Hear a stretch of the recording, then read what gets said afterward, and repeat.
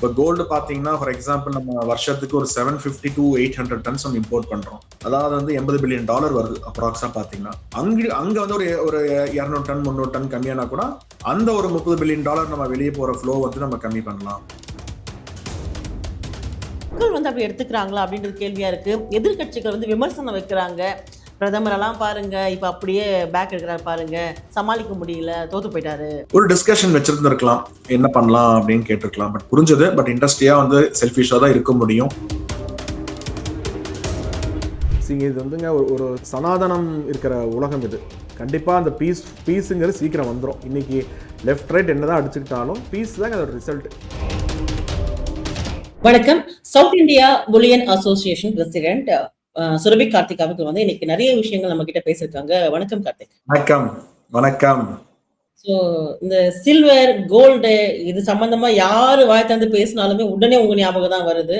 அந்த அளவுக்கு இன்னைக்கு இப்ப பிரதமரே சொல்லியிருக்காரு.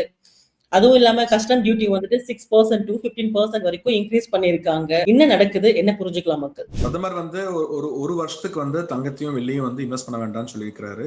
இன்னொரு விஷயம் நீங்க கூர்ந்து கவனிக்கணும் அப்படின்னா, தங்கம் வெள்ளி மட்டும் வாங்க சொல்ல கிடையாது. பல விஷயங்கள், அதாவது வந்து அந்நிய செலாவணி எங்கெல்லாம் மிச்சப்படுத்த முடியுமோ அந்த ஏரியாஸ் பூராமே கொஞ்சம் கட்டுப்படுத்திக்கோங்கன்னு சொல்லியிருக்கிறாரு. இது வந்து நேஷனல் இன்ட்ரெஸ்டாவும் பார்க்கணும், இண்டஸ்ட்ரியோட பிரச்சனையாவும் பார்க்கணும். ஆஸ் நேஷனல் இன்ட்ரெஸ்டா பார்க்கணும் அப்படின்னா அவர் ஏன் ஃபர்ஸ்ட் இப்படி சொன்னாருங்கிறது ஃபர்ஸ்ட் நான் யோசிக்கணும். நம்ம ஃபாரின் போக வேண்டாம், வெஹிக்கல்ஸ் கம்மியா யூஸ் பண்ணுங்க, பெட்ரோல் கன்சப்ஷன் கம்மி பண்ணுங்க, ஏன்னா க்ரூட் ஆயில் ரொம்பவே வந்து டிமாண்ட் ஆக போகுது. இது மாதிரி நிறைய விஷயங்கள் இருக்கு. நமக்கே தெரியும். இப்போ வந்து இந்த ஏஷியன் கண்ட்ரீஸ்ல, மேற்காசியா கண்ட்ரில வந்து என்னென்ன பிரச்சனை நிலவருங்க எல்லாத்துக்குமே தெரியும். இப்போ ரீசெண்டா பாத்தீங்கன்னா இந்த சூயஸ் கனால் வழியால போற அத்தனை கப்பலுமே நமக்கு பிளாக் ஆயிடுச்சு. எல்லாமே வந்து அரேபியன் சி மூலியமா தான் நமக்கு ரீரூட் பண்ணி வருது. கிட்டத்தட்ட பாத்தீங்கன்னா நமக்கு ஃப்ரைட் காஸ்ட் 4 டைம்ஸ் மேல வருது. இன்சூரன்ஸ் காஸ்ட் பார்த்தீங்கன்னா 400 மடங்கு ஜாஸ்தி ஆயிடுச்சு. ஒரு ரூபாய் இருக்கிற இன்சூரன்ஸ் இப்போ $4 ஆயிடுச்சு. இந்த மாதிரிலாம் நிறைய பிரச்சனை இருக்கு. இந்த மாதிரி டைம்ல வந்து க்ரூட் பிரைஸ் ஏற போகுது. இப்போ ஃபாரின் ரிசர்வ்ஸ் கம்மியாயிட்டே இருக்கு. ஐஎன்ஆர் கண்ட்ரோல் ஆக மாட்டேங்குது. எப்படி எல்லாம் வந்து நம்ம கண்ட்ரோல் பண்ணுங்கிறது தான் அவரோட முக்கியமான ஏமா இருக்கிறது. கொலாப்ஸ் பண்ணுங்கிற எண்ணம்லாம் கிடையாது. இப்போ ரீசெண்டா பாத்தீங்கன்னா ஒரு 2 இயர்ஸ் முன்னாடி பாத்தீங்கன்னா 15-6 கொண்டு வந்தாங்க டியூட்டி. ஃபாரின் ரிசர்வ்ஸ் நல்லா இருக்கு அப்படின்னு சொல்லிட்டு 15-6 கொண்டு வந்தாரு. அது ஒரு ஆப்பர்ச்சுனிட்டியா நம்ம மக்கள் போற தங்க வாங்குறதுக்கு வந்து ஒரு பெரிய ஆப்பர்ச்சுனிட்டியா இருந்தது. அதே மாதிரி இப்போ ஒரு நேஷனல் இன்ட்ரெஸ்டா ஒரு விஷயத்த பண்றாங்க அப்படின்னா we should accept it. Same time வந்து ஒரு ஆதங்கம் தான். திடீர்னு வந்து மக்களுக்கு வந்து ஒரு இன்ஸ்ட்ரக்ஷன் மாதிரி கொடுக்குறாரு, தங்கத்தை வாங்காதீங்கன்னு சொல்லிட்டு. நாங்களும் வந்து அதுக்கு பல விஷயங்கள் வந்து கவர்மெண்ட் சப்போர்ட்டிவாகவும், அந்த கேடை மேனேஜ் பண்ற மாதிரி, ஃபாரின் மணியை வந்து நம்ம எப்படி வந்து சேவ் பண்ணலாம், இந்த மாதிரி நிறைய விஷயங்கள் நாங்களும் லெட்டர்ஸ் மூலம் எழுதிட்டு இருக்கிறோம். நம்ம அதை பத்தி நம்ம இப்போ டிஸ்கஸ் பண்ண போறோம். இப்போ க்ரூடு பாத்தீங்கன்னா சுமாரா வந்து ஒரு 12 lakhs crores நம்ம இம்போர்ட் பண்றோம். ஒரு அப்ராக்ஸா நம்ம இந்தியாவுக்கு வருஷத்துக்கு நம்ம 12 லட்சம் கோடி இன்வெஸ்ட்மெண்ட் பண்றோம். இன்வெஸ்ட்மெண்டா நம்ம பேமெண்ட் பண்றோம் டாலர்ஸ், சாரி ஐஎன்ஆர்ல வந்து 12 லட்சம் கோடி சுமாரா. அவரு தங்கம் மட்டும் வாங்குறது நிப்பாட்ட சொல்ல கிடையாது. யூசேஜ் ஆஃப் பிரைவேட் வெஹிக்கிள், கார்ல போறது, அதுல போறது, தனியா வந்து ஒரு லாங் டிராவல் பண்றது, இந்த மாதிரிலாம் கம்மி பண்ண சொல்றாரு. ஃபாரின் டிராவல் கம்மி பண்ண சொல்றாரு. இந்த மாதிரி பண்ணும்போது ஒரு 20% நம்ம வந்து ஒரு பவர் சேவ் பண்ணலாம். பவர்னா it is again the fuel power எல்லாமே சேவ் பண்ணலாம். இந்த மாதிரி பண்ணும்போது சுமாரா நமக்கு வந்து ஒரு 1.5 லட்சம் to 2 லட்சம் கோடி சேவ் ஆகும் வருஷத்துக்கு. சோ எங்கெல்லாம் செலவு கம்மி பண்ண முடியும் ட்ரை பண்றாரு. அந்நிய செலவு எங்கெல்லாம் சேவ் பண்ண முடியும் பாக்குறாரு. இப்ப கோல்டு பாத்தீங்கன்னா ஃபார் எக்ஸாம்பிள் நம்ம வருஷத்துக்கு ஒரு 750 to 800 டன்ஸ் நம்ம இம்போர்ட் பண்றோம். அதாவது வந்து $80 பில்லியன் வருது அப்ராக்ஸா பாத்தீங்கன்னா. அங்க வந்து ஒரு 200 டன் 300 டன் கம்மியானா கூட அந்த ஒரு $30 பில்லியன் நம்ம வெளியே போற ஃப்ளோ வந்து நம்ம கம்மி பண்ணலாம். இதுதான் வந்து மெயின் அஜெண்டா. கண்டிப்பா புரியுது. இந்த டைம்ல வந்து நம்ம ஒரு நேஷனல் இன்ட்ரெஸ்டாவும் பார்க்கணும், இண்டஸ்ட்ரி இன்ட்ரெஸ்டாவும் பார்க்கணும். இந்த டியூட்டி ஹைக்குங்கிறது வந்து கண்டிப்பா வந்து ஒரு தற்காலிகமான ஒரு ஹைக்கு தான். இது வந்து 2027 7ஆம் மாசம் வரைக்கும் வச்சிருக்கிறாரு. இந்த 10% உயர்வு வந்து அடுத்த வருஷம் ஜூன் ஜூலை வரைக்கும் இருக்கும்னு சொல்லியிருக்கிறாரு. அதுக்கப்புறம் வந்து சூழ்நிலைகள் பார்த்து அது ரிவர்ஸ் பண்றதோ இல்ல அப்படியே மெயின்டைன் பண்றதோ அது என்னங்கிறது அந்த டைம்ல நமக்கு தெரியும். இப்போ நம்மளால ஜட்ஜ் பண்ண முடியாது. இதுல என்னன்னா இந்த மாதிரி டியூட்டி கஸ்டம் டியூட்டி வந்துட்டு இன்க்ரீஸ் பண்றதால மக்கள் வந்து கோல்ட் அண்ட் சில்வர் வாங்க கூடாது அப்படின்னு அதுக்காகவா, இல்ல இன்க்ரீஸ் ஆயிடுச்சு அதனால நீங்க வாங்காதீங்க அப்படி சொல்ல வராங்களா? இது எப்படி புரிஞ்சுக்கணும்? இல்ல அதாவதுங்க இப்ப நமக்கு வந்து we are in edges இருக்கோங்க கண்டிப்பா. சரிங்களா? இப்ப இன்னைக்கு நம்ம 100 கிலோ தங்கம் வாங்கணும்னா கிட்டத்தட்ட பாத்தீங்கன்னா ஒரு 150 கோடி இந்தியன் வேல்யூ அது டாலரா கன்வெர்ட் பண்ணி அந்த டாலர்ஸ் வெளியே போயிடும் சேம் டே.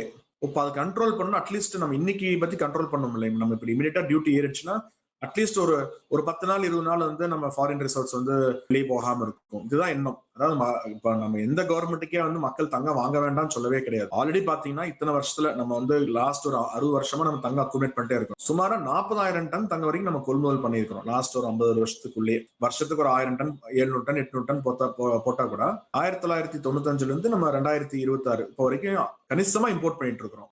இப்போ என்னன்னா இம்போர்ட் வந்து தற்காலிகமா ஸ்டாப் பண்ண தவிர்த்து இண்டஸ்ட்ரியை அழிக்கணுங்கிற எண்ணம் கிடையாது. ஆனா இப்ப எங்களுக்கு என்ன பிரச்சனைனா, இப்ப கொரோனா மாதிரி பீரியட்னா அது வேற. இப்ப கொரோனா மாதிரி பீரியட்னா எல்லாருமே ஜாப்லெஸ்ல இருந்தோம், எல்லாருமே வீட்டுல இருந்தோம், செலவு கம்மி, ஃபியூயல் செலவு இல்ல, எதுவுமே கிடையாது. இப்ப என்ன ஆகுதுன்னா இப்ப க்ரூட் பிரைஸும் ஏற போகுது. ஃபார் எக்ஸாம்பிள் க்ரூட் பிரைஸ் ஏறிடுச்சு. இப்ப பெட்ரோல் பிரைஸ், ஃபியூயல் பிரைஸ் எல்லாம் பாத்தீங்கன்னா அக்ராஸ் வேர்ல்டு ஏறிடுச்சு. இப்ப நம்ம கண்ட்ரி வந்து தாங்கி பிடிச்சிட்டு இருக்கு, விலை பிரைஸ் ஏறாம அப்படியே கண்ட்ரோல்ல இருக்கு. சப்ளையும் பாத்தீங்கன்னா மீடியால வர மாதிரிலாம் அவ்வளவு பெரிய ஷார்ட் சப்ளை எல்லாம் கிடையாது, இப்போதைக்கு இருக்கு. கமர்ஷியல் சப்ளை கொஞ்சம் இஷ்யூஸ் இருக்கு, கேஸ். இப்ப எப்படி இது பேலன்ஸ் பண்றது அப்படிங்கிறது தான் இப்ப நமக்கு சேலஞ்ச். இப்ப வந்து நம்ம எரிவாயு பொருள் கம்மியா யூஸ் பண்ணணும், ஏதாவது கேஸ் இப்போ வந்து கமர்ஷியல் போக வேண்டாங்கிறாரு, லார்ஜ் ஈவென்ட் பண்ண வேண்டாங்கிறாரு. வேற வழியே இல்லை. This is not a time to criticize or debate. எல்லாருமே சேர்ந்து நம்ம கொரோனா பீரியட்ல எப்படி நம்ம வந்து ஒரு கவர்மெண்ட்டுக்கு வந்து நம்ம எவ்வளவு சப்போர்ட்டிவா இருந்தோம், கவர்மெண்ட் நமக்கு சப்போர்ட்டிவா இருந்தது, அந்த மாதிரி கூட அந்த அளவுக்கு எக்ஸ்ட்ரீம் போல நம்ம. பட் இருந்தாலும் ஓகே. பட் கொரோனா பீரியட் என்ன அட்வான்டேஜ்னா எங்க இண்டஸ்ட்ரிக்கு சப்சிடி கிடைச்சது, ஜாப் ஒர்க்கர்ஸ்க்கு எல்லாம் ஒரு சின்ன இன்சென்டிவ் மாதிரி கிடைச்சது. அப்புறம் எங்களுக்கு வட்டி இல்லாம கொஞ்சம் ஒரு சப்போர்ட் இருந்தது, ஒரு பீரியட் சப்போர்ட் இருந்தது. அதுக்கப்புறம் அந்த கூட்டு வட்டியில அதுக்கப்புறம் லேட்டா கொடுத்தோம். அப்புறம் அடாக்குன்னு சொல்லி ஃபண்ட் கொடுத்தாங்க, இன்ட்ரெஸ்ட் இல்லாம 20%. அந்த மாதிரி ஃபெசிலிட்டி இப்போ வராது. இப்போ இருக்கிற பிரச்சனை அந்த பேண்டமிக்ல இருக்கிற சப்போர்ட் இப்போ கிடைக்காது. இப்போ நமக்கு என்ன சப்போர்ட் கிடைக்குங்கிறது தான் மேட்டர். அதுக்கப்புறம் நம்ம வந்து திடீர்னு அனௌன்ஸ் பண்ணதுக்கு பதில் இப்ப நம்ம ஒரு இண்டஸ்ட்ரியல் எக்ஸ்பர்டைஸ்ல நிறைய பேர் இருக்காங்க, அசோசியேஷன் நிறைய இருக்கு இந்தியா பூரா. ஒரு டிஸ்கஷன் வச்சிருந்திருக்கலாம், என்ன பண்ணலாம் அப்படின்னு கேட்டிருக்கலாம். பட் புரிஞ்சது. பட் இண்டஸ்ட்ரியா வந்து செல்ஃபிஷா தான் இருக்க முடியும். எல்லாருமே வந்து கடை, வாடகை, சம்பளம், எம்ப்ளாய் இருக்கும்போது நம்ம திடீர்னு வந்து க்ளோஸ் பண்ண சொன்னா யாரும் பண்ண மாட்டாங்க. But we have some options. நம்ம வந்து இந்த டைம் எப்படி பண்ணலாம், ரீசைக்ளிங் கோல்டு எப்படி உள்ள கொண்டு வரலாம் அப்படிங்கிற ஒரு ஆப்ஷன்ஸ் இருக்கு. ஒரு ரேஷன் டைப்ல வந்து ஆப்பர்ச்சுனிட்டி கொடுக்கலாம். இப்போ திடீர்னு பாமர மக்கள், மிடில் கிளாஸ், புவர் ஃபேமிலி யார் எடுத்தாலும் வச்சுக்கோங்களேன், ஒரு தங்கம் வாங்குற அவங்க ஹேபிட் மாசமானா ஒரு சின்ன ஒரு கான்ட்ரிபியூஷன், வருஷத்துக்கு ஒரு பவுன், அரை பவுன் வாங்குற கான்ட்ரிபியூஷன் இருக்கு. அந்த அக்குமுலேஷன்ல ஸ்டாப் பண்ணாம ரேஷன் வைஸ்ல வந்து நம்ம எல்லாத்துக்குமே தங்கம் கண்டிப்பா தரணும். அப்புறம் வந்து டிஜிட்டல் கோல்ட்ல இப்ப நிறைய இன்வெஸ்ட் பண்ண ஆரம்பிச்சிட்டாங்க.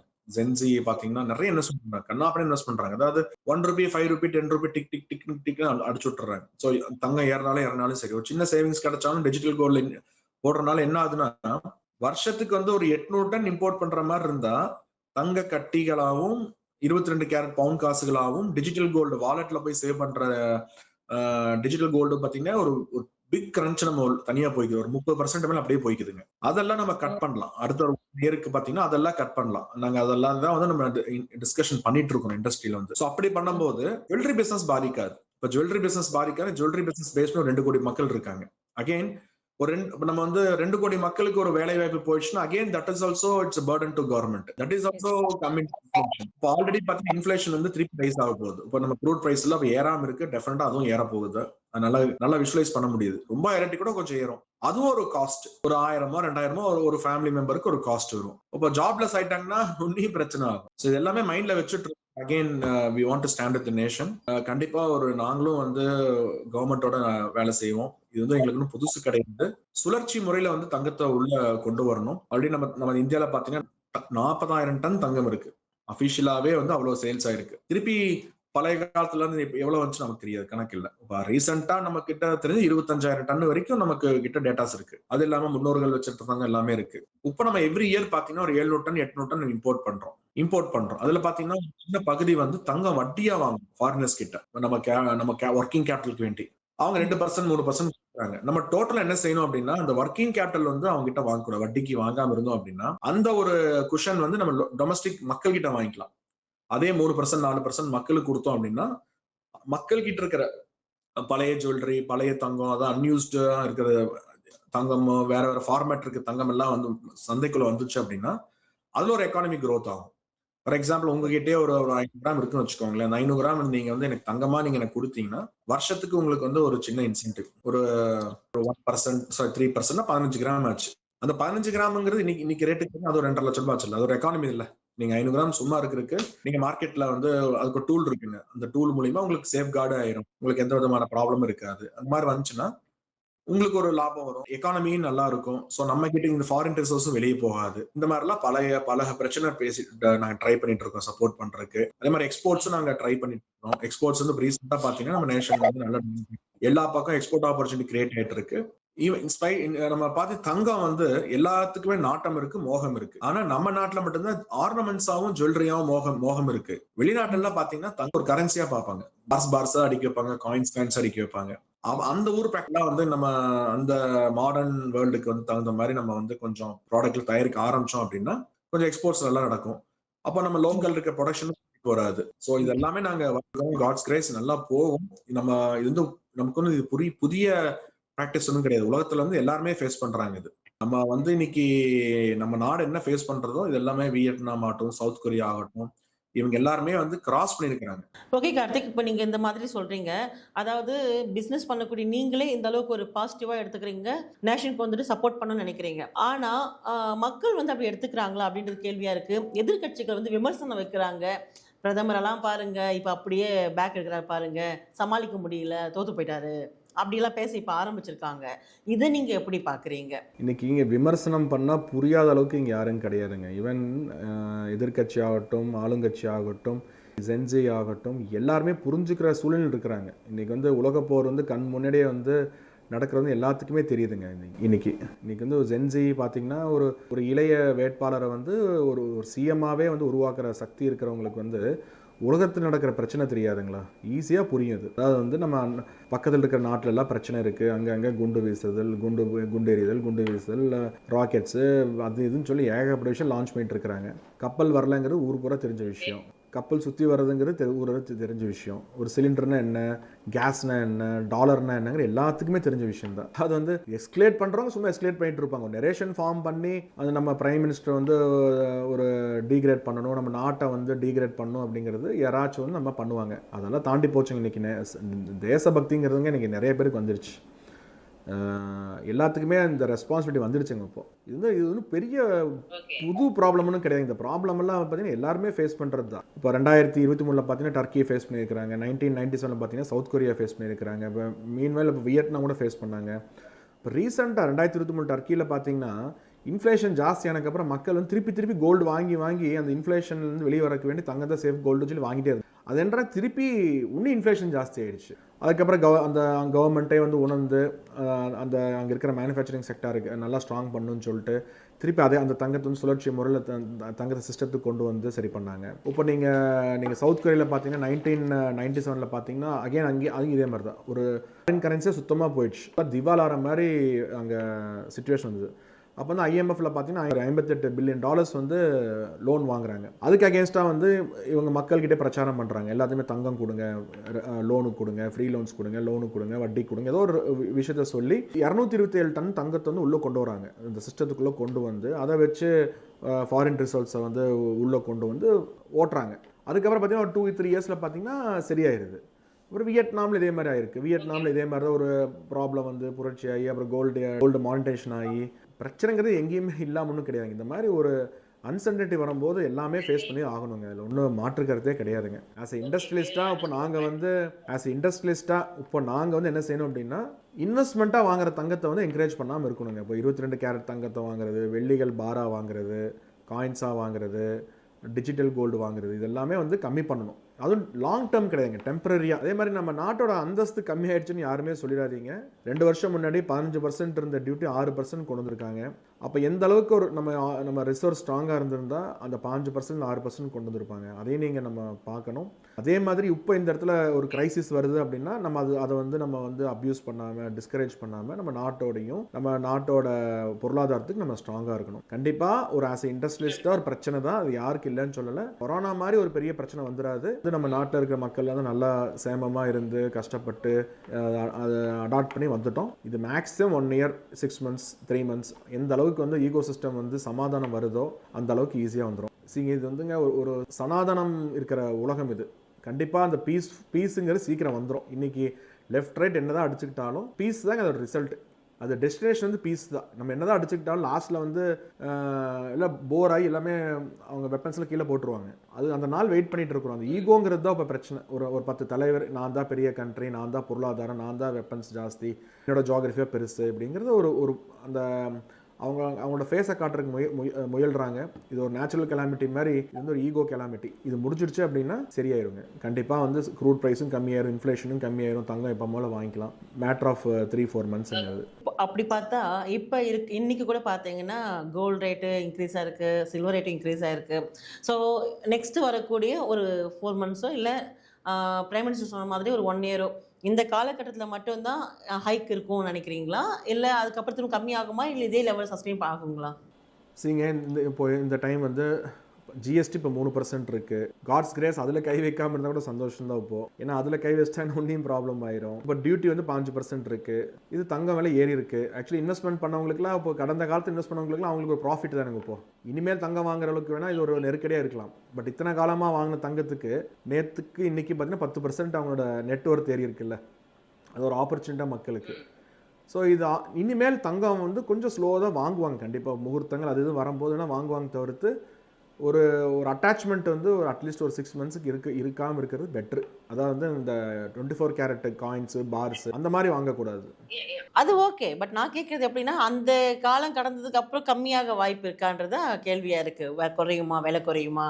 நாங்களே வந்து எங்கள் இண்டஸ்ட்ரி ரெப்ரசன்டேஷன்லேயே வந்து இந்த ஹைக்கை வந்து நாங்கள் ஏற்றுக்கிறோம். கண்டிப்பாக வந்து அவரே ட்வீட்டும் பண்ணியிருக்கிறாங்க. இது வந்து ஒரு டெம்பரரி திங் தான். இது வந்து 1 வருஷத்துக்கு தான். அடுத்த வருஷம் 7ஆம் மாதம் 6ஆம் மாதம் டேட் போட்டே போட்டிருக்கிறாங்க இந்த தடவை.